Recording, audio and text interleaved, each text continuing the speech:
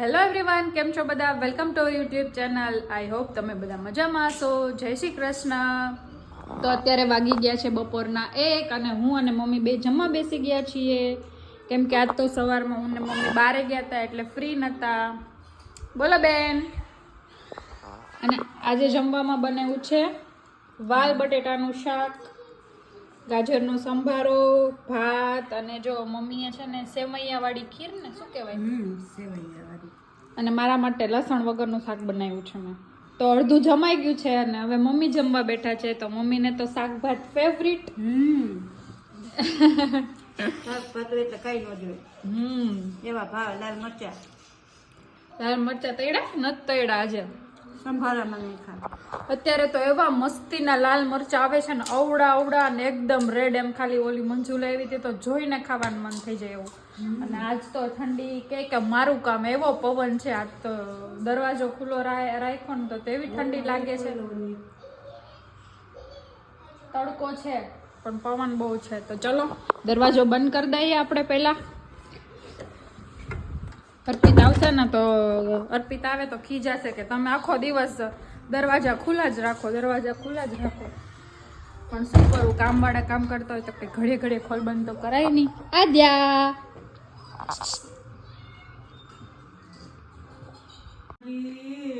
શું કરે તું?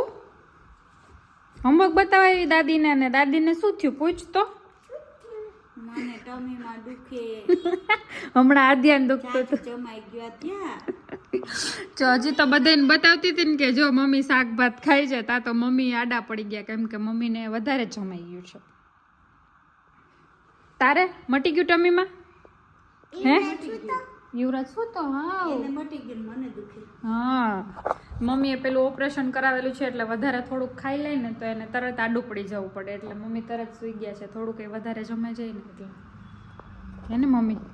તો ન જમતા હોય તો જમવા બેઠા હોય ને ત્યારે ખબર ના પડે ને જો રોટલી ખાવાની હોય ને તો ખબર પડે કે 2 જ રોટલી ખાવાની છે. ભાત ખાધા એટલે કે ભાતમાં ખબર ના પડે કેટલા ભાત. હા, પછી ખીર બનાવી હતી તો ખીર ખાધી આરે એટલે ખબર ના પડી. તો વધારે જમાઈ ગયું ને આજે બેન હોમવર્ક કરી લીધું છે એટલે બુક લઈને બેઠા છે. દાદીને બતાવવા આવી હતી કા તો દરવાજો ખુલ્લો છે ને એટલે મમ્મા ખોલ તો લો. શું ખોલું? ઈવલાદ જોવો.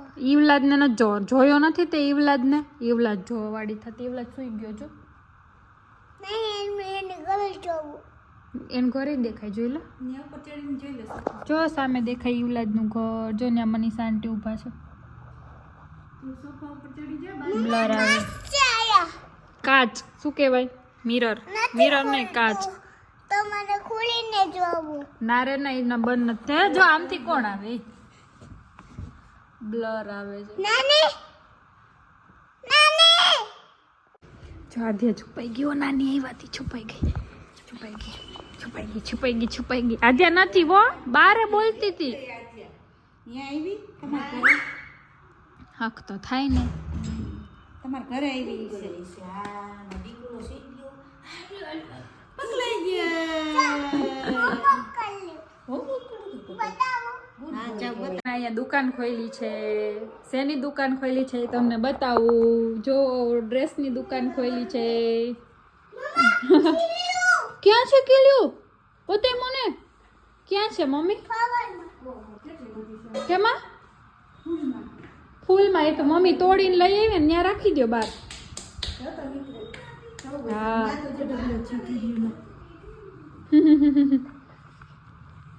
ઝીણી ઓલા જીવડા ના હોય ઈ છે. હું દુકાન બતાવું છું આપડી. ચાલો હવે મમ્મી ફેશન શો કરશે. એક ડ્રેસ પહેરી લીધો છે. એના દુપટ્ટો પણ મસ્ત છે. જો એના જેવો જ છે દુપટ્ટો સેમ. ક્યાં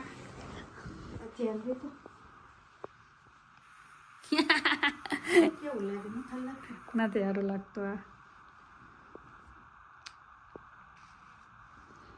પહેરવા માંડો ને તો સારું લાગે. તમે પહેરતા નથી ને પ્લાઝો હજી. મમ્મી તેજ મારે દાદી કાઈ નથી. આ ઓમ ઉપરનું સરસ છે. નીચે પ્લાઝો છે. બધું પ્લાઝા વાળા. હવે અવાજ પહેરતા હશે એટલે મમ્મીને પ્લાઝો ના ગમે. શું કર્યું ઓલા એવા જ છે બધા. જો અહીંયા બે મમ્મીનું ફેશન શો ચાલે છે. આ સારું લાગે છે મમ્મી.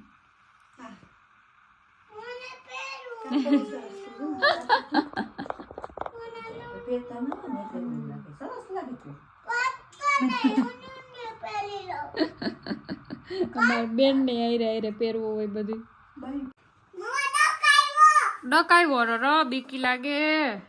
જો અમે બધા ડ્રેસ માપી લીધા છે. અમારું ફેશન શો પૂરું થઈ ગયું છે અને હવે ડિસ્કશન ચાલે છે કે કયો સારો લાગતો હતો અને કયો નહીં ને એવું બધું ચાલે છે. આટલા બધા લાવ્યા એમાંથી એકાદા બે તો માન હારા લાગે છે.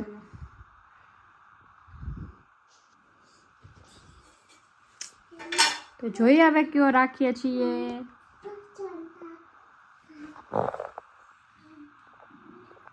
આદ્યા ઉઠી ગઈ છે. આદ્યા કે ખોવાઈ ગઈ. આદ્યા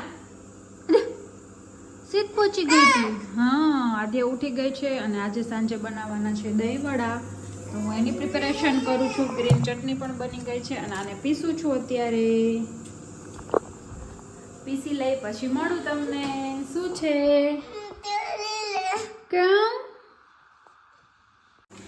જો આ ક્રશ થઈ ગઈ હતી દાળ હતી અને એને મસ્ત એકદમ ફેટી લીધી હતી અને એમાં નિમક નાખ્યું છે. સરસ 5-10 મિનિટ ફેટાઈ જાય ને પછી એમાં નિમક નાખી દીધું. પછી એને અડધી કલાક રેસ્ટ આપ્યો અને મસ્ત જો અહીંયા દહીં વડા તળાય છે. મમ્મી વડા તળે છે. ચાલો દહીં વડા ખાવા બધે.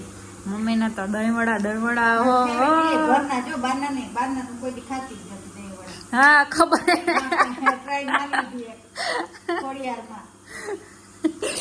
સવારમાં નાસ્તો કરવા ઉપર તો કે મારે તો દહીં વડા ખાવા. તો દહીં વડા આવ્યા આવડા બે વડા આવ્યા ને અને આટલું દહીં આપ્યું અને જરાય મોઢામાં ભાવે એવા ને આખું ફેરવી દીધું. કામ ડીશ મૂકીને આવતા રહ્યા. હા અને હું અહીંયા બનાવું છું એના માટેનો મસાલો છે ખરા થોડોક જ છે પણ આટલોક ના થાય ને આ મસાલો હોય તો જ મજા આવે. એટલે એના માટે પહેલાં જો શેકું છું જીરું. અજમા નથી એટલે અર્પિત અજમા લેવા ગયો છે એટલે ત્યાં સુધીમાં થોડુંક જીરું શેકી લાવું.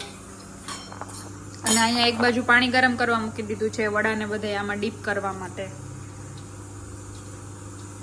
જો આ બધોય મસાલો શેકી લીધો છે. એમાં છે જીરું, અજમા, સંચળ, નિમક, પછી લાલ મરચું, પછી શું હતું મરી પાવડર અને ચાટ મસાલો. એટલું બધું જો અહીંયા બધી વસ્તુ પડી છે એ બધી વસ્તુ આમાં શેકી લીધી છે અને આ ઠંડુ થઈ જાય પછી એને ગ્રાઇન્ડ કરવાનું. એટલે મસ્ત પેલો શું કહેવાય કે દહીં વડાનો મસાલો રેડી થઈ જાય છે. એનાથી દહીં વડા બહુ મસ્ત લાગે છે. સંચળ નિમક ને બધું નાખ્યું છે. અને અહીંયા જો કેટલા બધા દહીં વડા રેડી થઈ ગયા છે અને આ અહીંયા પાણીમાં રાખી દીધા છે સોફ્ટ થવા માટે. જો હું ને મમ્મી બે જમવા બેસી ગયા છીએ તો મમ્મી દહીં વડાની પ્લેટ બનાવે છે. તો એના માટે જો આ આમચૂર અને ગોળની ચટણી, આ ગ્રીન ચટણી, બ્લેક કલર લાગે છે. આમચૂર કરીએ ને એટલે પછી સ્પેશિયલ મસાલો નાખીએ ને તો જ એનો ટેસ્ટ સરસ આવે. તો જ મજા આવે. અને ધાણા જો હવે પછી મસાલો નાખો મસાલો તો મેં પહેલા નાખી દો. જો તો ચાલો હું ને મમ્મી બે જમી લઈએ. 8 વાગ્યા છે. આજ તો વહેલા જમી લઈએ કેમ કે નાસ્તો નથી કર્યો ને એટલે ભૂખ લાગી હતી એટલે. અને જો થોડાક એમ જ રાખ્યા છે આમનમ ખાવા માટે. મને તો આમનમ ભાવે. તો ચાલો હું ને મમ્મી બે જમી લઈએ.